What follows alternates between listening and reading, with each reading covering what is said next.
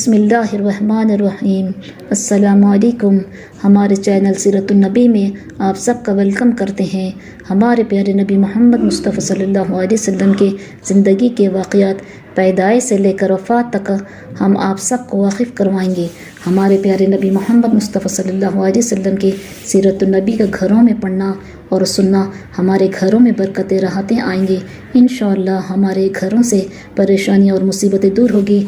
आप सबसे गुजारिश है कि हमारे चैनल सीरतुन्नबी को सपोर्ट कीजिए और ज़्यादा से ज़्यादा इस वीडियो को उम्मत मुस्लिमा तक पहुँचाइए।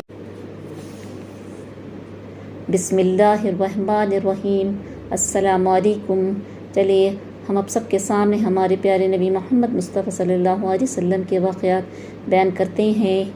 मुसलमानों की बढ़ती हुई क़ुव्वत से मुश्रिकों को बहुत घबराहट और परेशानी हो रही थी।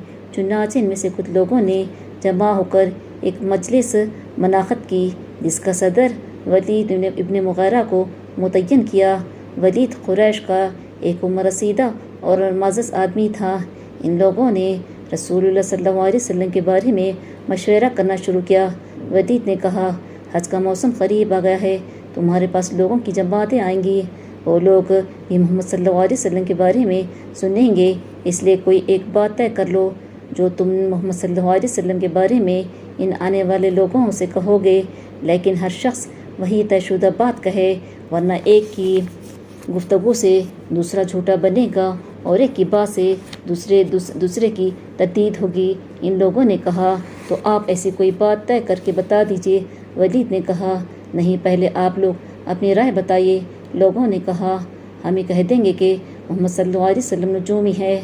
वलीद ने कहा, नहीं, नजूमी तो हरगिज़ नहीं है, हमने बहुत से नजूमियों को देखा है, वो नजूमी जैसा नहीं है, ना इन जैसी बातें करते हैं। लोगों ने कहा, नौजुबिल्लाह, तब हम ये कहेंगे कि वो पागल है। वलीद ने जवाब दिया, वो पागल भी नहीं है, हमने पागलपन देखा है और उसे पहचानते हैं। इसमें इसी कोई अलामत नहीं है, ना इसके दिमाग में कोई ख़राबी है, ना कोई नुक्स। लोगों ने कहा, तब हम कहेंगे कि वो शायर है। वलीद ने कहा, वो शायर भी नहीं है, हम शार व शायरी इसके तमाम वज़नों और रदीफ़ व क़ाफ़िया को अच्छी तरह जानते हैं, इसलिए वो जो कुछ कहते हैं वो शार नहीं। लोगों ने कहा, तब फिर हम ये कहेंगे कि वो जादूगर है।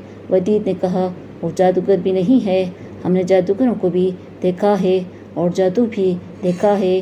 वो जादूगरों की तरह से ना गिरहें बांधते हैं और न फूंकते हैं। जादूगर धागे में गिरह बांध कर इस पर फूंका करता है।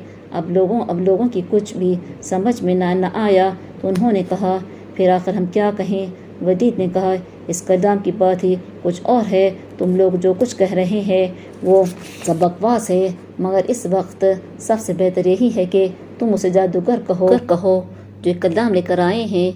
इसके ज़रिए से वो बेटे को बाप से छुड़ा देते हैं, भाई को भाई से जुदा कर देते हैं, शोहर को बीवी से अलहदा कर देते हैं और लोगों को इनके ख़ानदानों से अलग कर देते हैं। इसके बाद सब बर्खास्त हो गया और सब ने तय कर लिया कि हज के मौके पर आने वाले तमाम हाजियों को मोहम्मद सल्लल्लाहु अलैहि वसल्लम के बारे में हम यही जवाब देंगे। जब हाजियों के काफ़िले आए तो ये सब इनके मुंतज़िर और मशाइख़ बैठे थे। रसूलुल्लाह सल्लल्लाहु अलैहि वसल्लम के बारे में कुरैश लोगों को वही तयशुदा बात बताते थे और इन्हें रसूल सल्लम से मिलने से रोकते थे।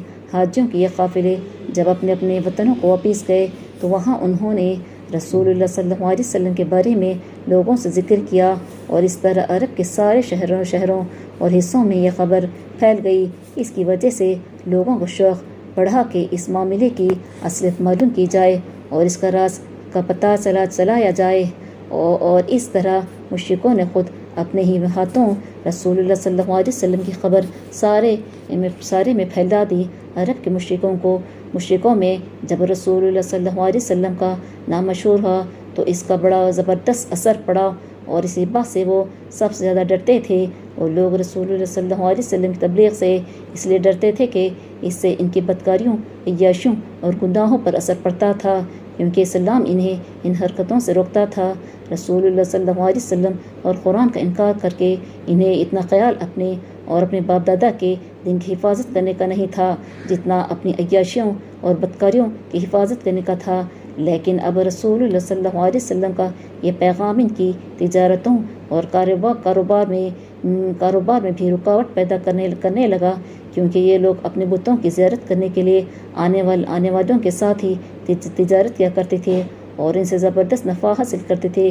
مشرکوں کے پاس جو ایسی باندیاں اور ایسے غلام تھے جو مسلمان ہو گئے تھے، وہ ان پر ایسے ستم ڈھاتے تھے کہ سن کر بھی رونگٹے کھڑے ہوتے ہیں۔ اس لیے پیسے والے مسلمان مشرکوں سے ان مسلم غلاموں اور باندیوں کو خرید کر آزاد کر دیا کرتے تھے تاکہ انہیں مصیبتوں سے نجات مل جائے۔